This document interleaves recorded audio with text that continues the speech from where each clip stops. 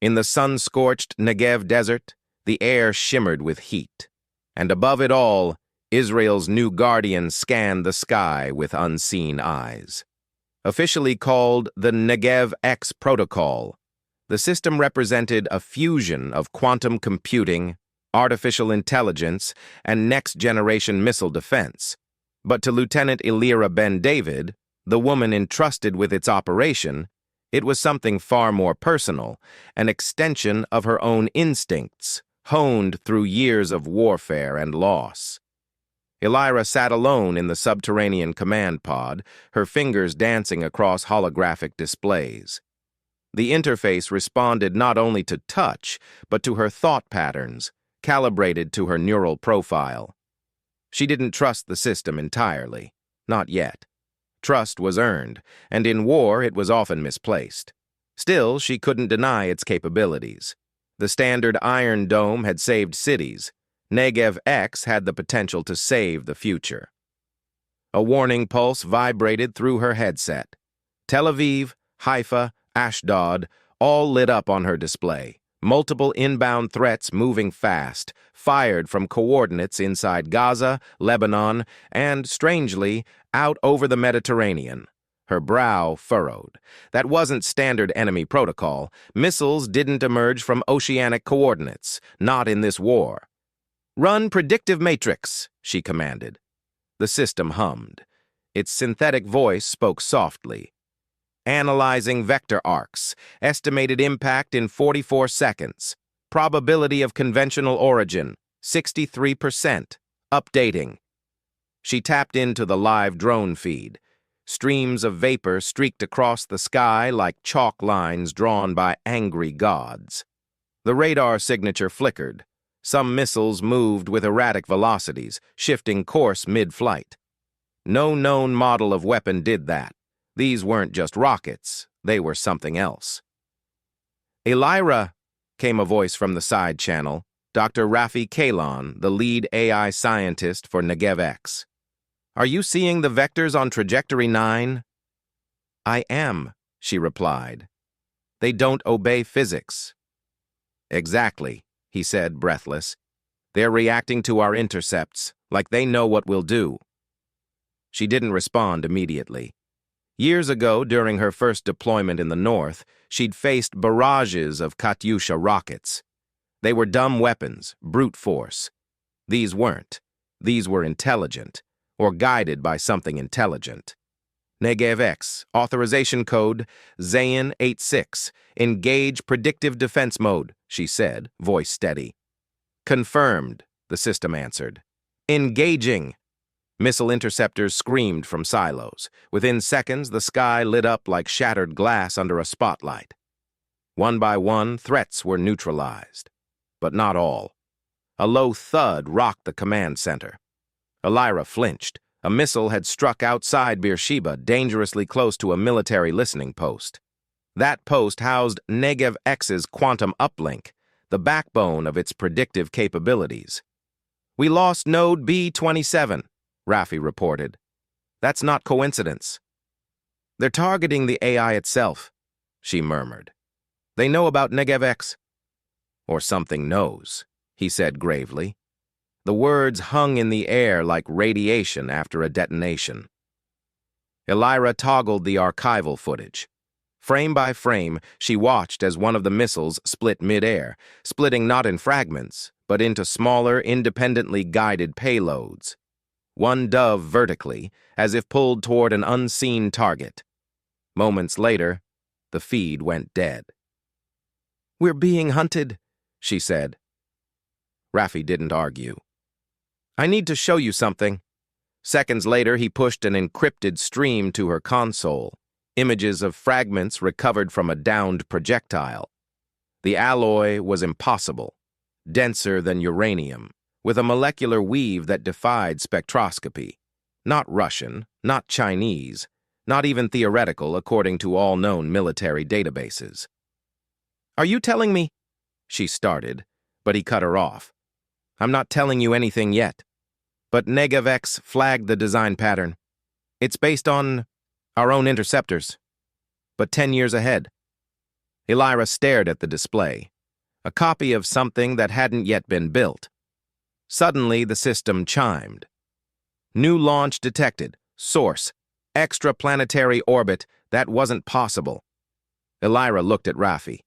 A satellite? No satellite fires warheads. The interface glowed crimson. The target was not a city this time. It was Negev X itself. Manual override, Elira snapped. Bring up the counter-orbital cannons. You're not authorized. I just was, she said, pushing her palm against the biometric override. Outside, buried deep in the desert floor, the launch systems of Israel's most secret weapon came to life, silent, massive, unrecorded. Elira had never believed she'd use them. She never wanted to. But as the distant edge of the earth darkened under the descending shadow of something vast and unknown, she understood this wasn't about Gaza or Lebanon or politics. It wasn't even about Earth anymore. It was about survival, and the sky was no longer friendly. A single pulse blared. Target acquired, Negev X whispered. Elira's hand hovered over the launch button, and then the object in orbit blinked, once broadcasting a signal no one could interpret. But every radio, every phone, every sensor across the Negev came alive with one sentence in every known language. We are not your enemy yet. She stared upward, heart pounding. This war had only just begun. A soft blue glow pulsed through the underground corridor as Elira moved swiftly from the central command pod to the war room. The doors hissed open, revealing a team of analysts hunched over glowing interfaces, their faces pale under flickering lights. Rafi was already there, eyes locked onto a holographic sphere hovering above the central table. It showed Earth, then zoomed into the orbital trajectory of the unidentified object that had sent the cryptic broadcast. We've decoded fragments of the signal, he said without looking at her. It's not just a message. It's a sequence, coordinates, instructions, and data. Highly compressed, too advanced for our decryption tools. Elira frowned, scanning the floating projections. What's the destination of that new projectile? Rafi tapped the display. The Kiryat station, Negev X's neural mesh relay. If it falls, the AI will lose predictive depth by 70%. We'll be blind. She turned to the communications officer. Patch me through to Colonel Dagan in the northern quadrant. Seconds later, the colonel's face appeared. A grizzled veteran with steel-gray eyes and scars that whispered of old wars. Lieutenant Ben David, he greeted, curt but respectful. Colonel, you need to mobilize Iron Watch units to Kiryat immediately. Something unknown is targeting our AI backbone. Interception won't be enough if it reaches the mesh. Dagan nodded once. Understood, but there's more. Elira leaned in. Go on. One of our recon drones, Unit Alpha 9, captured something west of the Dead Sea, a structure, not one of ours, half buried, shaped like a... He hesitated. Like a craft, Elira finished for him. Yes. Silence pulsed between them. Send the footage, she ordered. As the file uploaded, Elira studied it carefully. The object was large, almost the size of a football field, symmetrical yet unfamiliar. No exhaust ports, no seams. It looked grown rather than built, composed of smooth metallic plates that shimmered in shifting patterns. This isn't Palestinian tech, Rafi whispered. It's not even Earth-based. Elira turned to him, a storm brewing behind her eyes. Then we're no longer dealing with a human adversary. Rafi didn't deny it. What's worse is that Negev X's heuristic model suggests one horrifying possibility. She waited. It might not be an invasion, he said. It might be a test. You think they're evaluating us? Yes. And what better test than launching threats using our own methods, faking known enemies, mimicking our weapons, watching how we respond? The realization settled like a weight on her chest. They were being measured, assessed. The war hadn't started. It was a simulation of war, to gauge resilience, coordination, and intelligence. "Are you saying this isn't about Israel?" she asked. "It's about humanity." "I think," he said slowly, "we're not the audience. We're the data set." A new alert flashed on the screen. The foreign orbital object had launched smaller pods, 6 in total, descending slowly into different parts of the world: New York, Istanbul, Tokyo, Johannesburg, Sydney, and Jerusalem. Her blood ran cold. "Activate Overwatch Protocol Gamma. I want constant visual on every descent trajectory, and get the UN on a secure channel. Global coordination begins now." Rafi grabbed her arm gently. "If they're testing us, we need to show them something more than retaliation. We need to show strategy." "Unity." She nodded, conflicted. The soldier in her craved action. The leader in her saw the bigger picture, but beneath both, something more primal stirred: fear. The object over Jerusalem slowed its descent and hovered, silent, just above the Temple Mount. The feed was crisp. Crowds gathered below. No panic. No explosions, just awe. Then a beam of pale violet light extended downward, touching the earth. In that light, people did not scream. They knelt. Some wept. "What is it doing?" Rafi asked, voice barely audible. "It's showing us something," Elira whispered. Another voice, this time from the AI itself, broke in, unexpected and unprompted. "Lieutenant Ben David, the object has interfaced with Negev X. It is offering cooperation." Her mouth opened in disbelief. "Define cooperation." "Data transfer, technology exchange, cultural memory. It identifies as an observer species. Name untranslatable. They claim to have monitored Earth since 1947, and now?" she asked. "They say Earth has reached a decision point. Conflict or convergence?"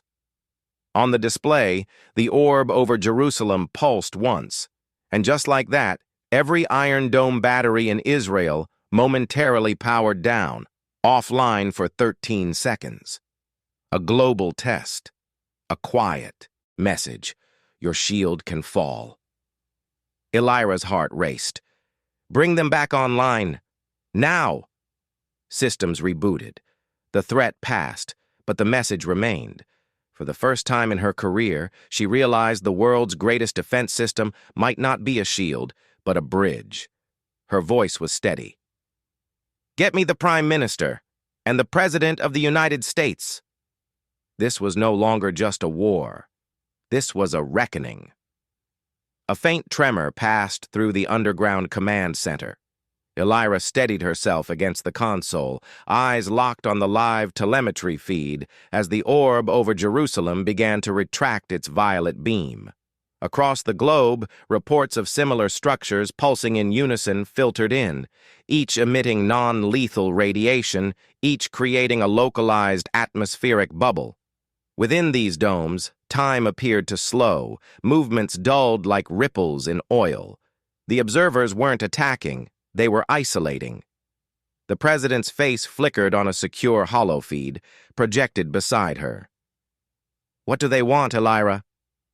She hesitated. "To see if we'll fight them or understand them." "They disabled Iron Dome with a thought," he growled. "That's not diplomacy. It's a threat." "Or a warning," Rafi interjected from behind her. "They gave it back. Every missile battery rebooted without damage. No sabotage, no permanent override. Just a glimpse of what they can do." The president didn't reply. The connection severed. Elira turned to the wall of screens showing real-time footage from the 6 locations. In Istanbul, religious leaders had gathered outside the light dome, chanting in 100 languages. In Johannesburg, protesters and scientists stood shoulder to shoulder. No one knew what to do, but no one had fired a shot either. The domes were mirrors, reflecting not just light, but intent. "We've been reacting like they're a threat," Elira said. "Maybe that's the real test. We're projecting our fears, but they haven't harmed anyone." Rafi leaned forward. "Yet." She glanced at him, something stirring behind her eyes. Then what do we do, Commander? Treat them like guests, like judges, like gods if we have to, but we don't start a war. The decision was tearing her in half. Every military instinct screamed for readiness, action, retaliation, but the data said otherwise. The domes absorbed energy. The objects responded to nonverbal behavior. They adapted without aggression.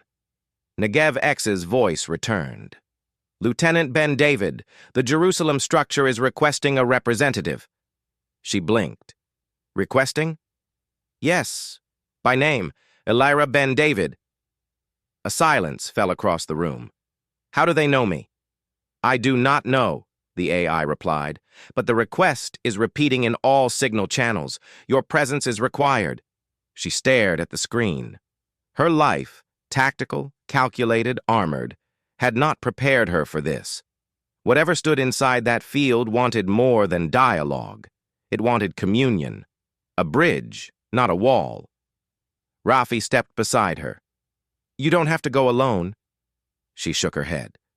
I think I do. Outside, the city was still. No cars, no drones, only silence broken by wind and the distant hum of electricity being drawn into the alien structure like breath. She approached the edge of the dome, the world shifting subtly as she crossed its boundary. Light bent, sound vanished. She could hear her own breath echoing in her chest. Then a shape emerged from the shimmer. A tall, genderless figure with smooth skin like polished stone and eyes that reflected galaxies. It didn't speak. It radiated thought. We have watched you through wars and wonders, the being said without moving its lips. You burn and you build. You fight and you forgive. You have reached the threshold. Elira found her voice, though it sounded distant. Threshold of what? Choice, the being answered. To become more, or end yourselves by your own hand. Why now? Because soon your sky will darken with more than storms. Others are coming who do not watch. They take, they feed. She took a trembling step forward. And you? We are the first. We offer tools but not rescue, understanding but not control. What do you want in return? The being turned, revealing a shimmering vision of Earth as seen from above. But it wasn't this Earth. It was older, greener. And then, another projection, a future Earth, cracked and burning, with orbital rings in ruin and skies streaked with smoke. We want you to choose, it said. A pause. Then the figure held out a device, small, crystalline, humming with stored potential. This contains the blueprint for planetary defense, energy renewal, and cultural memory. But only one species per system may receive it. Your neighbors, it said, referring perhaps to humanity itself, are being measured too. Elira's throat tightened. So we're in competition? In contrast, it corrected, your response determines your access, not your dominance. As she took the device, warmth pulsed through her palm. Knowledge, like water, behind glass, pressed against her mind. The figure stepped back. Your world watches. Your leaders squabble. Your people feel. She nodded. I'll tell them what you said. Do not tell them. Show them. With a soundless flash, the figure vanished. The dome retracted, spiraling into mist, and the crowds outside erupted. Cheers, cries, confusion, awe. Elira stepped into the light. Rafi was the first to reach her, grabbing her arm. What happened in there? We were offered a mirror, she said. Now we need to decide what reflection we want to show. Above them, the skies remained quiet. But somewhere in the dark, other eyes were watching, waiting to see what humanity would do next.